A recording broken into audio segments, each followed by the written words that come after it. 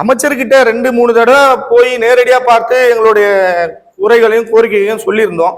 அவங்க எங்களை அழைச்சி பேசி மாவட்ட ஆட்சியர் அவர்களையும் மீன்வளத்துறை ஆணையர் அவர்களையும் முழு டிபார்ட்மெண்ட் காவல்துறை எல்லாரையுமே அனுப்பிச்சு வச்சிருந்தாங்க. ஆந்திர மாநிலத்துக்கு போயிருந்தோம். அங்க போய் நல்லபடியா பேச்சுவார்த்தை நடந்தது. என்னன்னா நம்மளுடைய மாவட்ட ஆட்சியர் ஆணையர் அவர்கள் யாரையுமே அவங்க பேச்சுவார்த்தை நடத்திட்டு மதிக்கலன்றது தான் பெரிய எங்களுக்கு ஒரு மன வருத்தமா இருக்கு. ஒரு மாநிலத்தில இருந்து போகக்கூடிய IAS IPS அதிகாரிகள்லாம் போறாங்க. அந்த மாநிலம் அதுக்காகவாது எங்களோட படகுகளை விடுவிச்சிருக்கணும்.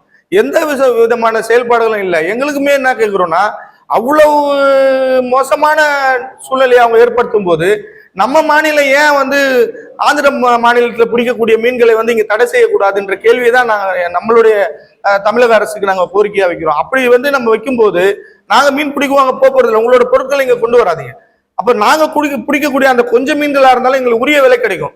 அப்ப நாங்க அதுல அந்த பாதிப்புல இருந்து வெளியே வந்துருவோம் இல்லையா?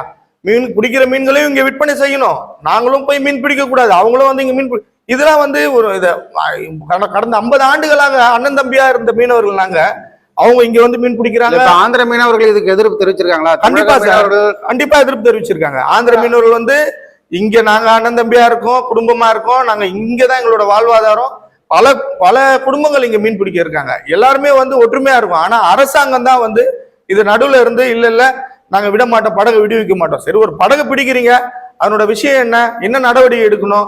சரி, அது மீறி உள்ள வந்தாங்களா அபராதம் விதிக்கணுமா, நடவடிக்கை எடுக்கணுமா, வச்சுட்டு படகை விடுவிச்சிடணும். இதுதான் ஒரு ஜியோவா இருக்கு. ஆனா இவங்க அதை மாதிரி செய்யல. படகை 30 நாள் 40 நாள் 60 நாள் வச்சுக்கிட்டு இருக்கக்கூடிய மீனவரோட வாழ்வாதாரத்தை பெரிய கேள்விக்குறியாக்குறாங்க. எங்களுக்கு ரொம்ப மன வருத்தமா இருக்கு. கண்டிப்பா இது தமிழக முதல்வர் அவர்கள் கவனத்துக்கு போகணுன்றது தான் எங்களோட பெரிய கோரிக்கை. ஏன்னா இதுவரையிலும் நாங்க அமைச்சர் லெவல்ல பேசியிருக்கோம், அவங்க கொண்டு போயிருக்காங்களான்றது எங்களுக்கு சரியா தெரியல. அதுக்கு உண்டான பதிலும் சரியா எங்களுக்கு வரல சார். அதுதான் சார், இப்ப எங்களுக்கு அதிகாரிங்க வேலை செய்யலன்னு சொல்லல, அரசாங்கம் வேலை செய்யல. அதாவது துறை லெவல்ல நிதி அமைச்சரும் மீன்வளத்துறை அமைச்சரும் எங்களை அழைச்சு பேசியிருக்காங்க. பேசி நல்ல ஒரு தீர்வு கொடுக்கறது தான் அரசு அதிகாரிங்க பேச்சுவார்த்தை நடத்தினாங்க. அதெல்லாம் இல்லைன்னு நம்ம மறுக்க விரும்பல. நான் முதல்வர் கவனத்துக்கு போனோம். ஏன்னா அந்த மாநில முதல்வர் நேரடியா இந்த விஷயத்துல தலையிட்டு இருக்காரு. அதனாலதான் நாங்க நம்ம முதல்வர் பேசணுன்ற கோரிக்கையை ரொம்ப வலுவா வைக்கிறோம் நாங்க. ஏன்னா அவர் பேசும்போது ஒரு நல்ல தீர்வு கிடைக்கின்ற நம்பிக்கை இருக்கு எங்களுக்கு. என்னன்னா அவரை சந்திக்க முடியாத சூழ்நிலை இருக்கு, அவங்களுக்கு நிறைய வேலைகள் இருக்கும். ஆனாலும் கூட நாங்களும் நம்ம மாநில மக்கள் தான், எங்களோட குறைகளையும் அவங்க பார்க்கணுன்றது ஒரு பெரிய கோரிக்கையா நாங்க வைக்கிறோம். முதல்வர் கண்டிப்பா இதுல கவனம் செலுத்தி எங்களோட படகுகளை விடுவிக்கணும்.